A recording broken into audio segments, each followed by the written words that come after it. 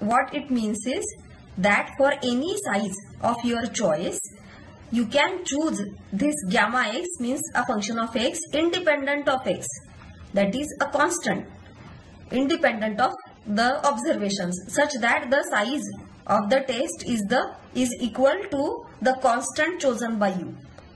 So suppose you want a test having size 7%. So this lemma tells you that there is a way to construct most powerful test of the form specified in part A, such that the randomized part of the test, that is gamma x, can be chosen as a constant which is free from gamma and the size of the test is 0.01. So now this is a really important part of the Neyman-Pearson lemma, because this gives you a practical guideline to construct a randomized Neyman-Pearson lemma most powerful test. Now why do we need this gamma x part? This question may arise in your mind, because in case of continuous random variable, probability that L1x is equal to k times L0 x may be simply 0. It may reduce to x is equal to something, and then x being a continuous random variable, that entire probability could be 0, and so there cannot be a randomized test in case of continuous random variable. But in case of discrete random variable, a situation arises when the required size of the test cannot be achieved without introducing the randomized portion in the test. So how or why it is needed will be clearer to you once we discuss one example. Till then, just keep in mind that we are following the Neyman-Pearson lemma setup. That is, the format of the test is 1 if lambda x is greater than k, gamma x if lambda x is equal to k, and 0 if lambda x is smaller than k. This format you have to keep in mind. Then the part B of the NP lemma tells you that this gamma x can be chosen as a constant free from gamma. This is the moral of the story. So now let us see how it is done. So there are two cases, because the part A deals with two cases. The part A has two statements. One statement gives you a test with size greater than 0, and the second statement gives you a test with size is equal to 0. So first we will discuss the test with size equal to 0. So suppose alpha, the case 1, alpha is equal to 0. So here if we take k equal to infinity, then gamma can be chosen at 0. So the part 2, let me show you what I mean. See here. So what we mean is that when you want a size 0 test, we know that size 0 test is a level 0 test. So in case of size 0 test, you can choose k as infinity, and then gamma x will be simply chosen. Gamma x can be chosen as 0 itself, so that the first and the second part will merge and will reduce to this test. And so the case, case 1 alpha equal to 0 is already solved. In fact, part 2, the second statement in the part A of Neyman-Pearson lemma gives you solution to this case. So let us consider a case where alpha is between 0 and 1. So now the claim is that there exists a most powerful test of the form phi kx stated in part A, such that gamma x is gamma and the size of the test is alpha. Now how do we prove this claim? So let us consider. So now to find a constant gamma x as gamma, we need to utilize the fact that the size of the test is alpha. So what is the size? But because phi kx is such that it is 1 lambda x greater than k, etc. You know that. So consider the size. Basically, size of the test is nothing but integration of phi kx with respect to the distribution provided by null hypothesis, means integration with respect to L naught. So and over S naught. Now S naught again we can further partition into these three sets like this by keeping in mind E1, E2, E3. So S naught intersection E1, union S naught intersection E2, union S naught intersection E3. Now let us consider the first set. Now over E3 phi kx is 0. Why? Because over E3 lambda x is less than k, and so phi kx is 0. So you don't need to worry because phi kx itself is 0. So in the integration this set is not going to contribute at all. So now, so this will be simply, this expectation will be simply integration of this over S naught intersection E1 plus integration over S naught intersection E2. Now S naught intersection E1 is, now over E1 phi kx is 1. So you can substitute this value here, and over E2 phi kx is gamma x. So you can substitute it here.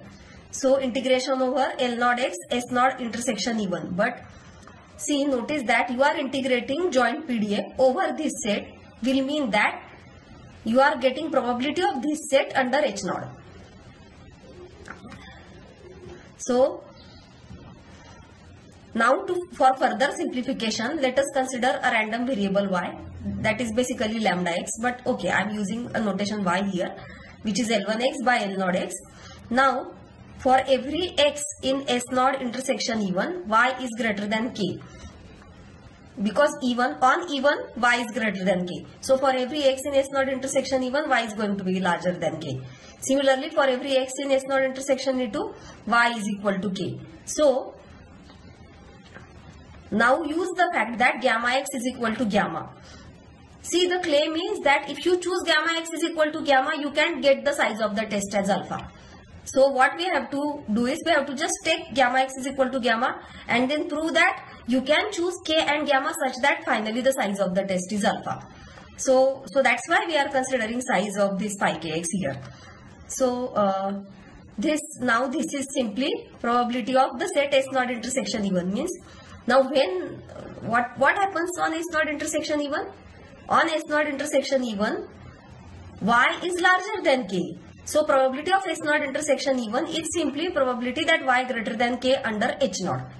Similarly, on S naught intersection E2, what happens? Y is equal to k. So integration of the joint PDF over this set will simply mean probability of this set under H naught.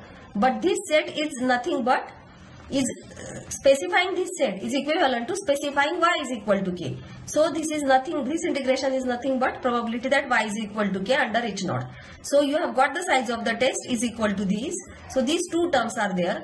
So you need to find k and gamma such that this plus this is equal to alpha. Means what?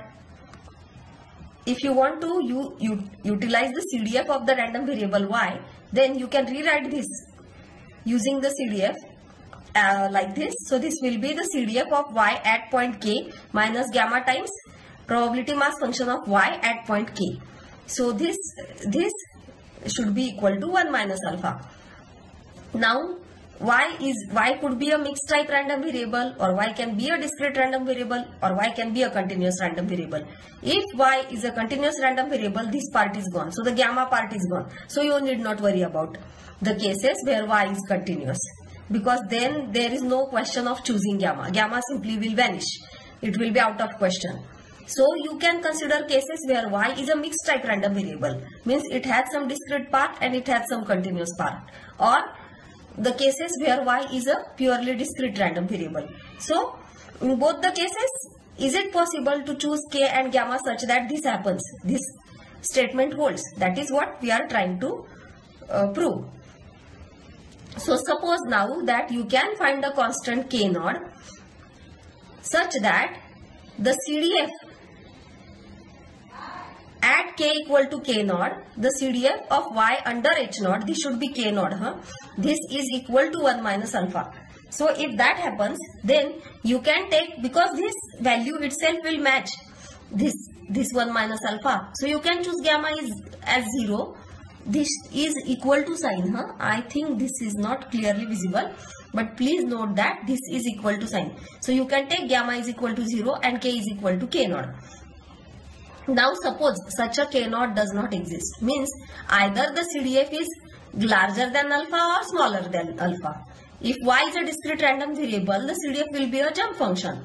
So in that case, it's not necessary that it will match with 1 minus alpha exactly. So for example, if 1 minus alpha is 0.95, it's possible that at one point the CDF is 0.96 and then the next point the CDF reduces to 0.93. So it never matches 0.95. So in such cases, what needs to be done? So that case I am discussing here now. If such a K0 does not exist, then there exists a K1 such that, now see, try to understand this, that when you don't include K1, so the CDF's value just before K1, so means probability that Y is less than K1 under H0, this is less than or equal to 1 minus alpha, means when you don't include K1, then the probability is less than or equal to the desired probability here. But the moment you include K1, the probability exceeds 1 minus alpha. Means probability that Y less than or equal to K1 under H0 is more than 1 minus alpha. If such a thing happens, means you can go looking for such K1 where this holds, and this will definitely happen. Why this will happen? Because CDF will it's being a CDF, it will go to 1. So and 1 minus alpha is always between 0 and 1, usually closer to 1. So you can always choose, you can always find K1 where this holds. Then if this is the case, if this holds, then K is equal to K1, take K equal to K1 and gamma equal to, now probability, this probability minus 1 minus alpha upon probability that Y is equal to K1.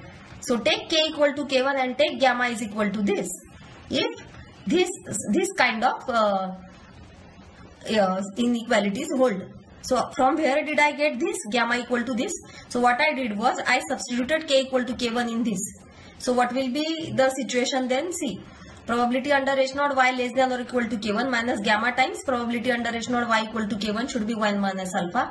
So I took gamma on this side, the second term on this side, 1 minus alpha on this side, and then divided it by this quantity. So this is how we provide a procedure to choose K and gamma such that the size of the test is alpha. So part B's proof is very interesting. It is not the usual traditional proof. Instead, the proof tells you a procedure to get the constants, assuming that the claim is already correct. So if you assume gamma x to be equal to a constant independent of gamma, and if you provide a procedure to get those constants, then you are done. So this is what we have done here. So here ends the proof of part B. Now how to implement this? All Neyman-Pearson lemma. How to implement this? So one example I am discussing now. More examples will be discussed in the next lecture. So H0 is P naught x is equal to 1 by 2 raised to x plus 1. So under H0 this is the PMF, under H1 this is the PMF of x. The support is same here. See, this is a most common scenario. S0 and S1 are usually same. But when there are distributions whose range depends on the parameter, and then when you make statements about the parameters, then the supports change. For example, if you are dealing with uniform 0 theta distribution, and if your hypothesis is H0 theta equal to theta naught against H1 theta equal to theta 1, and theta 1 is larger than theta naught, then in that case H0 support L0 will be 0, open interval 0 to theta naught, whereas H1 support will be open interval 0 to theta 1, and the first will be a subset of the latter. So means S0 will be a subset of S1. So what to do in those cases, that also we will discuss. So let us first consider this question. So lambda x means the ratio of these two PMFs is 3 raised to x upon 2 raised to x plus 1. Now to implement Neyman-Pearson lemma, you need to resolve this inequality. That is lambda x greater than k, lambda x equal to k, and lambda x less than k. So one can consider them collectively like this. So 3 raised to x upon 2 raised to x plus 1 greater than equal to less than k. So this is equivalent to, now what I have done is this 3 by 2 whole raised to x and into half will be there. This half you can take to this side. So 3 by 2 raised to x greater than equal to less than twice k. Now take log on both sides. So you get this 3 by 2 is larger than 1. So x times log of 3 by 2, again inequalities won't change. It will be, and on this side you will get log of twice k. Now log of 3 by 2 is 3 by 2 being larger than 1, log 3 by 2 will be a positive number. So divide both sides by log 3 by 2. So you get this constant. Let us call this constant as C.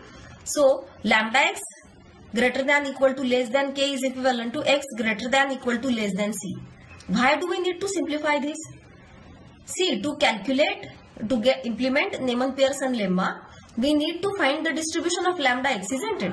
How do you find the constants k and gamma without knowing the distribution of lambda x? But lambda x is not a great random variable, na? You need distribution of 3 by 2 raised to x or 3 raised to x upon 2 raised to x plus 1 under h0 and under h1 both. So it's not that easy to find the distribution. So what can be the easier approach? So the easier approach is try to simplify this always.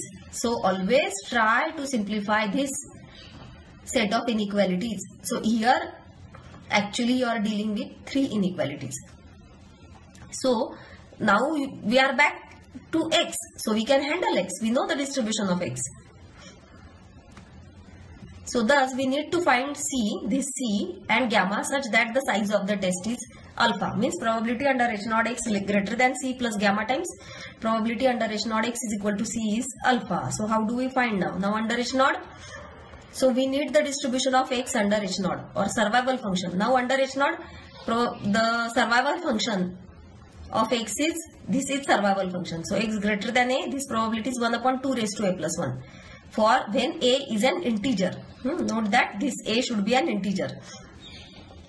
Otherwise, if it is not an integer, you will take integral part of that number. So integer part of that number. So for a, now we want to find C and gamma such that this holds. So just for the sake of trial, let us find the survival function at different values. So for a equal to 3, it is 1 by 16. For a equal to 4, it is 1 by 32. So now if your size is say 0.05, suppose alpha is 0.05, so 0.05 is 1 by 20. So note that 1 by 20 lies in these two numbers, 1 by 16 and 1 by 32. So you can, so what you want is this. So you can take k equal to 4, and so what will happen is this will be, this equation now will be 1 by 32 plus gamma times 1 by 32 equal to 1 by 20. So as a result, if you solve this, you get gamma is equal to 3 by 5. So finally your most powerful test is 1 if x is greater than 4, 3 by 5 if x is equal to 4, and 0 if x is less than 4. So what are you going to do? How will you implement it? So whatever observations you are given, suppose that observed value of the random variable x is less than 4, then you are not going to reject h0. Suppose the observed value of x is more than 4, then you are going to reject h0. And if it is equal to 4, then now this probability of rejecting h0 is 3 by 5. So what you will do is, you will generate a random number from the interval 0 to 1. If that random number is false in the interval 0 to 3 by 5, you will reject the hypothesis. If that random number is more than 3 by 5, then you will not reject the null hypothesis. So this is what we mean by a randomized test function. The decision itself is random. It is neither 1 nor 0. It is between 0 and 1. And so the name randomized test function. Can you calculate power of this test? I think you should try calculating power of this test. So I have left the calculation of the power of this test function for you. So a lot more we need to discuss about the testing of hypothesis. We will continue this discussion in the coming lectures.